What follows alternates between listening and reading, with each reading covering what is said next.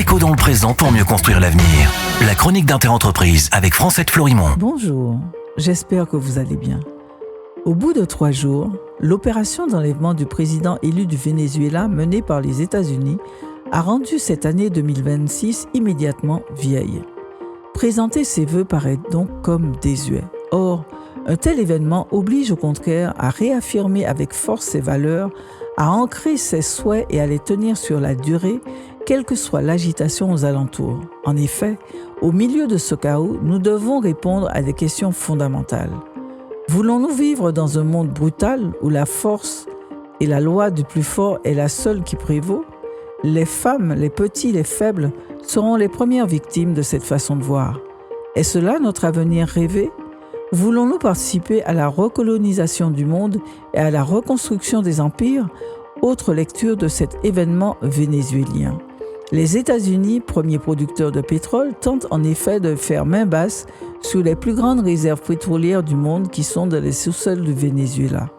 Quelles seront les prochaines étapes? Le reste des pays du plateau des Guyanes, Guyane française comprise, le Groenland ou encore? L'idée centrale des tenants de la reconstruction des empires est que le reste du monde est leur jardin où ils doivent pouvoir avoir accès, sans limite, aux ressources qu'ils considèrent comme leur étant dues. C'est le retour en force de la logique de la prédation. Nous, habitants des îles de la Caraïbe, voulons-nous revivre ces périodes qui ont créé des plaies encore béantes aujourd'hui? Est-ce cela notre avenir rêvé? Sous nos yeux, ce monde brutal tel que dessiné par la présidence états-unienne a percuté le Venezuela, un membre observateur des BRICS, le rassemblement de 10 pays du Sud global mené par le Brésil, la Russie, l'Inde et la Chine. C'est la première fois dans l'histoire que l'Occident mené par les États-Unis se retrouve face à une organisation en capacité de la contrer.